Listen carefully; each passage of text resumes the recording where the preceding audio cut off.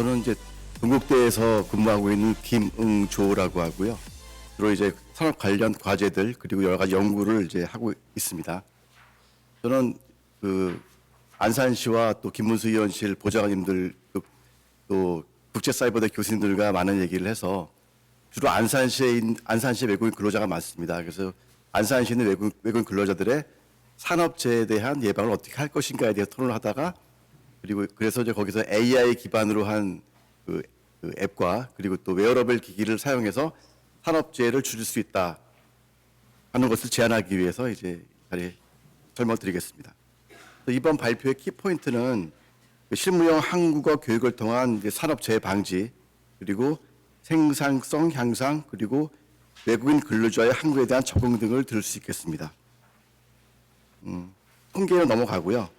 지금 현재 한국에 그래서 두면 됩니다. 근데 현재 한국에 이제 제조업에 계신 분들의 그 통계를 보면 외국인들 아니면 그 60대 이상의 한국인들 기술자들이 주로 이제 근무를 하고 있습니다. 물론 대기업은 틀리겠지만 주로 중소기업들, 제조업들은 그런 상황입니다. 그래서 만약에 20년 뒤에 가면 한국의 제조업이라든지 아니면 이런 산업 현장들이 어떻게 될 것인가 하는 측면이 많이 이슈가 되고 있고요. 그래서 이들 그 외국인들에 대한 한국 소통 문제는 그 문화적, 사회적 그리고 산업적으로 아주 중요한 이슈가 될 것이라고 생각을 합니다. 그래서 2024년도에 안산시에 거주하는 외국인 주민은 약 11만 명쯤 되고 경기도 아니면 한국에서 제일 많은 외국인들이 거주하는 지역입니다. 그리고 주로 이분들은 E9 비자를 통해서 들어와 있고 사업단지 등의 제조업체가 밀집된 지역에 집중적으로 거주를 하고 있습니다. 그래서 외국인 근로자들이 언어 장벽으로 인해서 업무 및 생활상의 불편을 보면 뭐 외로움이나 기타 그리고 뭐 사업주와의 의사소통 등 발생을 하는 문제를 들 수도 있지만 가장 중요한 것은 그 소통 부재로 인한 안전 문제입니다. 그래서 업무 지시 및 안전 수칙의 전달이 어려워서 산업 재해가 증가하고 있고 한국인 근로자에 비해서 사망률이 최대 3.6배까지 이르는 상황입니다. 그리고 이런 문제로 인해서 그 산업 전반에 의한 생산성 저하로 인해서 그 여러 가지 이제 그 산업적으로 생산성이 저하되는 상황입니다. 다음에 외국어 교육의 가장 좋은 것은 그 1대1 회화 연습 그리고 해당 국가 거주민과의 접촉될 것입니다. 근데 그러나 현실적으로 보면 외국인 근로자들의 일상은 산업체에서 근무한 다음에는 주로 이제 그 기숙사에서 들어가서 뭔가 일과를 보내게 되고 그러다 보니까 뭐 한국 사람 특히 이런 뭐 교육을 받거나 하는 기회는 상당히 제한이 됩니다. 더군다나 동남아에 사시는 분들 같은 경우에는 자기 나라들과의 이런 어떤 그 경제적인 문제 때문에 더군다나 더 밖에서 활동하기가 힘든 상황입니다. 그래서 직접 찾아가는 교육이 필요하지만 예산 문제를 비롯하여 현실적 어려움이 많은 것이 사실이고 또 교육이 이루어진다고 하더라도 한국어 교육의 초급 과정이기 때문에 그 외국인 노동자들이 필요한 어떤 산업 전반에 대한 한국어 교육이나 이런 것들에 대한 것은 상당히 미비한 실정입니다.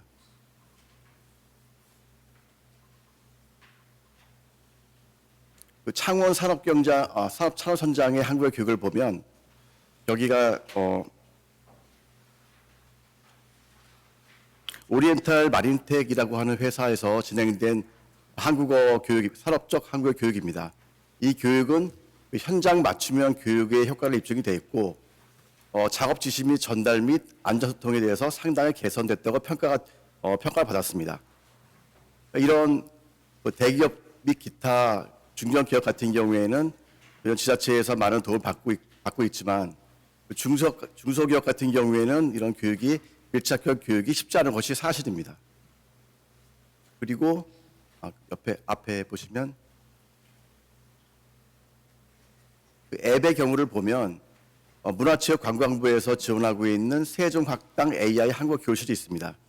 이 앱을 써보면 주로 동남아시아에 계신 분들이 사용하기보다는 영어권 분들이 주로 사용할 수 있게끔 설정이 돼 있고 그 외에 이제 만약 이 앱을 사용한다면 영어를 배운 다음에 한국어 앱을 이제 한국어 학습을 해야 될 정도로 약간은 이제 그런 동남아시아인이 배우기에는 부족한 면이 많이 있습니다. 저 같은 경우에도 이제 그 스픽 앱을 오래전부터 처음 나왔을 때 쓰고 있는데 그 스픽 앱 같은 경우에는 여러 가지 패턴 학습 그리고 단어 학습을 반복해서 계속 학습을 하게 되어 있고 또 그리고 가장 중요한 점은 설정된 대화라든지 아니면 기타 자기가 자유 대화도 항상 필요할 때 할 수 있도록 충분하게 지원이 되고 있습니다. 그래서 우리가 한국어 교육을 이제 하기 위한 앱을 만들 때 이 스픽 앱에 대한 그런 여러 가지 기능들을 충분히 반영해서 개발을 해야 된다고 생각합니다.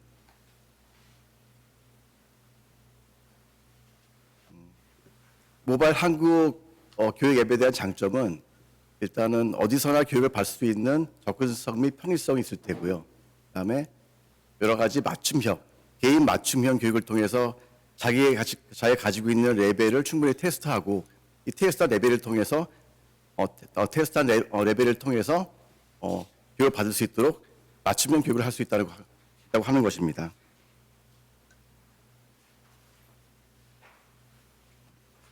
그리고 그 LLM 오픈 AI를 활용할 경우에 외국인 근로자들 중에 대부분을 차지하고 있는 동남아시아인들이 모국어로 쉽게 학습이 가능하다는 것이 가장 중요한 점이 되겠습니다. 그리고 현장 용어와 안전 표시 문구들이 계속 반복될 수 있도록 학습을 시킬 수 있고 덤으로 한국어 실력 또한 쑥쑥 늘어날 수 있을 것입니다. 언어 교육의 가장 효과적인 것은 해당 국가인과 많은 대화를 하는 것이죠. 과학적으로 수동적으로 쓰기 읽기를 하는 것은 10% 정도밖에 기억을 할 수 없다고 합니다. 그렇지만 상황 설정에 따른 교육을 하게 되면 학습자가 어떤 경험을 통해 가장 효과적으로 학습할 수 있는지를 설명하는 모델로 이를 통해서 학습의 계층 구조와 각 경험의 교육적 가치가 시각적으로 제시됩니다. 그래서 아마 여기 나와 있는 90%까지 교육이 가능한지는 모르겠지만 상당히 효과가 있을 것으로 보여집니다.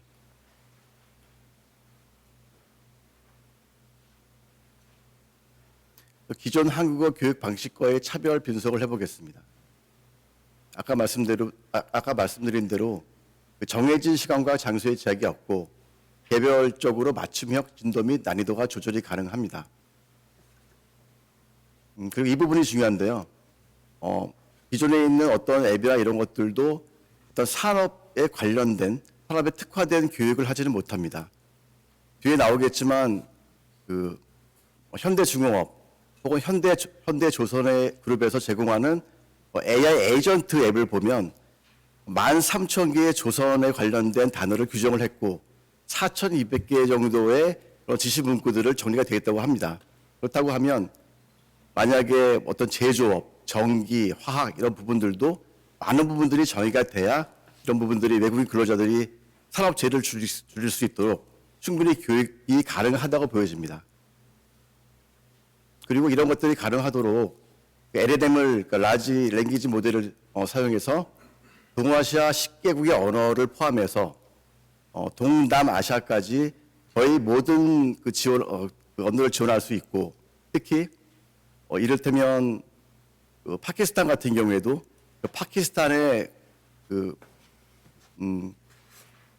파키스탄에서 쓰고 있는 그런 표준어를 제외하고 나머지 5개의 방언까지도 지원이 됩니다. 그래서 이런 방언들은 지원이 가능하지만 약간의 소통의 어려움은 있겠죠. 근데 그런 것들도 충분한 이런 학습을 통해서 나중에 외국인 근로자들이 잘 쓸 수 있도록 지원이 가능해진다고 볼 수 있습니다. 일단 AI 앱을 쓴다고 하면 기본적으로 오프라인 클래스 쓰는 것보다 상당히 많은 부분이 저감이 된다고 보여지는데 우리들이 원하는 것은 그 앱을 계속 발전시켜서 수익 모델을 만들어서 또 외국에 또 이를테면 그 어떤 앱 스토어를 통해서 판매도 하고 또 그리고 기업체를 통한 이런 판매를 통해서 우리가 수익 모델을 만들어서 충분히 이런 부분들을 갖다가 감세하고 남을 것이라고 생각을 합니다. 그래서 언어 교육에 대한 투자는 또 우리 기업의 생산성 증가, 또 국가적인 산업재해 감소, 행정 비용까지 절감될 수 있다고 보여집니다.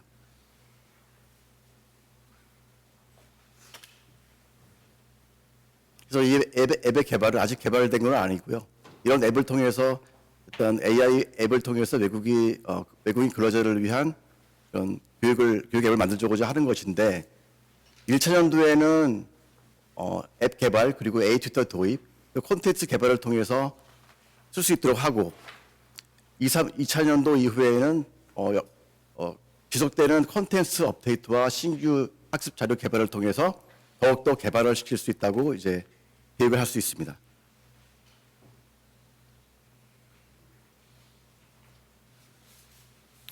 기대 효과는 일단 근로환경을 외국인 근로자들의 근로환경을 아주 확실적으로 개선할 수 있고요.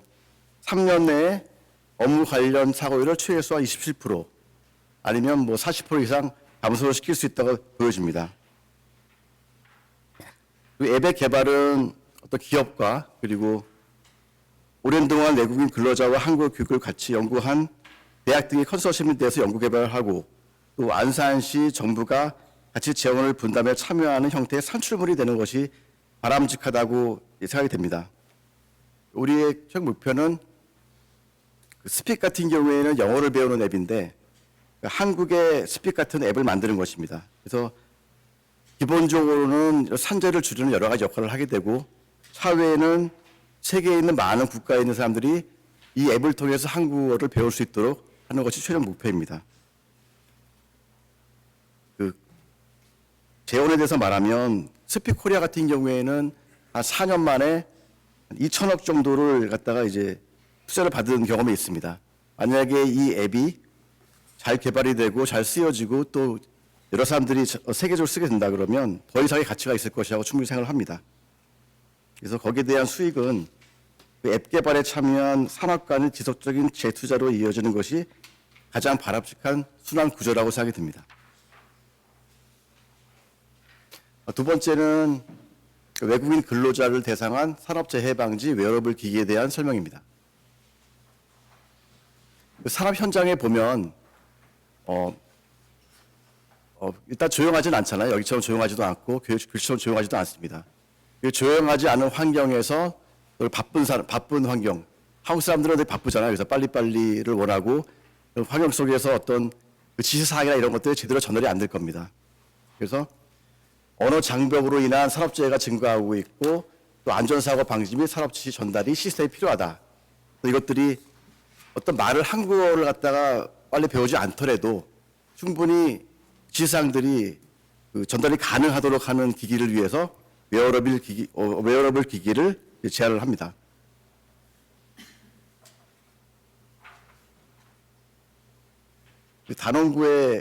안산시의 단원구를 보면 주민 중에 4분의 1 정도가 외국인입니다. 상당히 놀랍죠.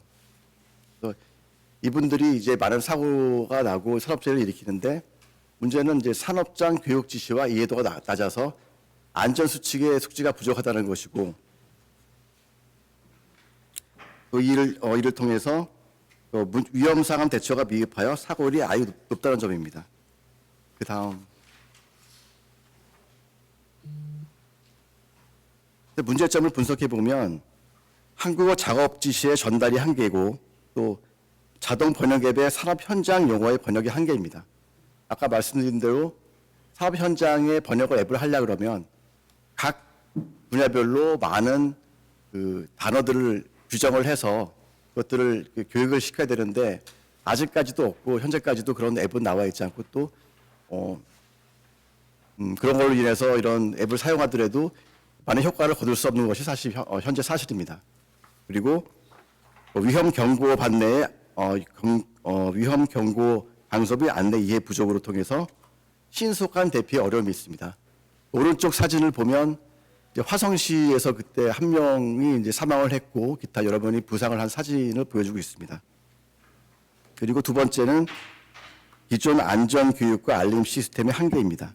그래서 그 경고음, 경고 등만으로는 어떤 위험이 있는지 전달하기 힘들고 또 스마트에 기반으로 알림을 하더라도 그 스마트폰을 항상 소지하는 것이 아니고 또 스마트폰에 나온 것이 또 자기에 해당 모국어가 아니기 때문에 이해하기 힘든 부분이 있습니다. 이를 통해서 여러 가지 한계가 있다고 보여집니다.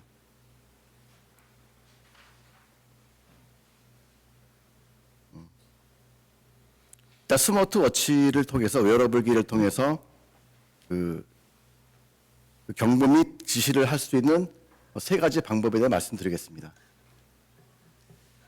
웨어러블 스마트워치를 통해서 그 가스 누출, 설비 과열, 화재 등을 즉각 스마트워치로 경보를 할 수 있고 또 언어를 이해를 못해도 정해진 진동이나 경고음으로 해서 시각적 알림을 제공합니다. 그리고 또한 근로자의 신체 활동 및 측정 경보, 위치 추적 경성을 통해서 관리자의 안전 모니터링을 하게 됩니다.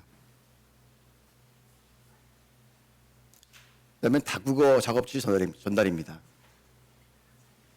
LLM을 활용한 그 다국어 번역 시스템을 통해서 근로자 모국어 번역 후에 스마트워치에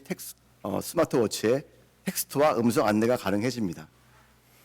이런 것들은 AI 기반의 다국어 번역 시스템을 활용한 것으로 해서 한국의 조선업 등에서 이미 활용되고 있는 사례가 있습니다. 또 그리고 스마트 웨어러블 기기들은 기존에 있는 중앙 관제 시스템을 연동하여 호환이 가능합니다.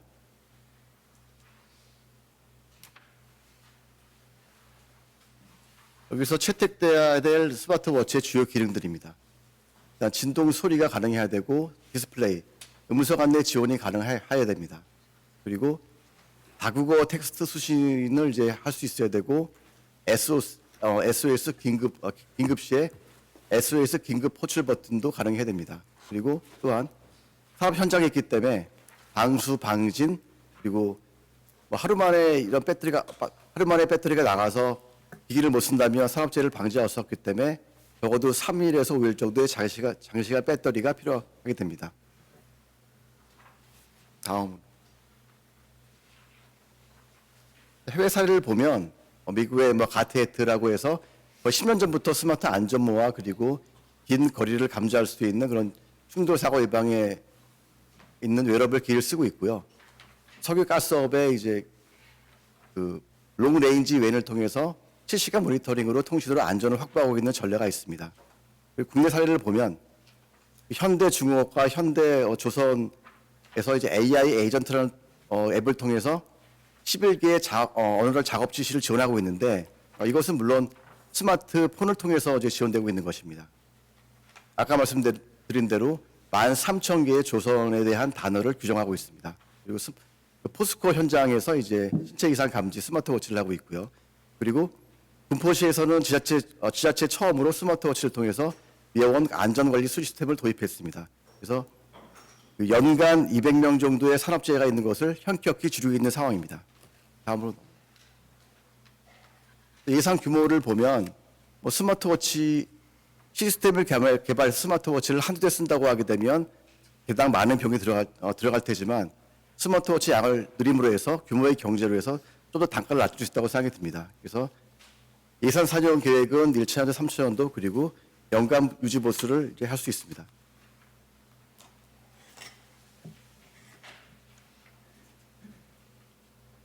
이 스마트 웨어러블 기기는 지자체 기업이 협력을 운영하고 기업이 주도하고 지자체가 지원하게 됩니다.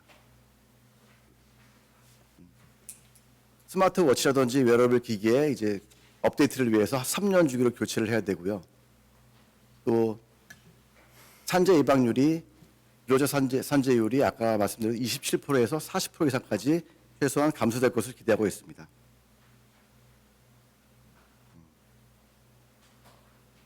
교수님과 보좌관들과 이제 지역 내에 있는 외국인들의 한국어 교육 그리고 한국어 수준의 문제로 발생되는 산재 예방에 대해서 많은 토의를 했습니다. 물론 가장 좋은 것은 1대1 혹은 다대1로 밀착 교육을 하는 것이고요. 그러나 여기에 더해서 병행해서 사정이 허락치 않는 여러 상황 그리고 치료 기간이 짧은 이직이 잦아서 교육이 쉽지 않은 상황을 위한 산업별 AI 다국어 교육 앱 그리고 산업재해를 혁신적으로 예방할 수 있는 웨어러블 기기 활용에 대한 주제로 발표를 했습니다.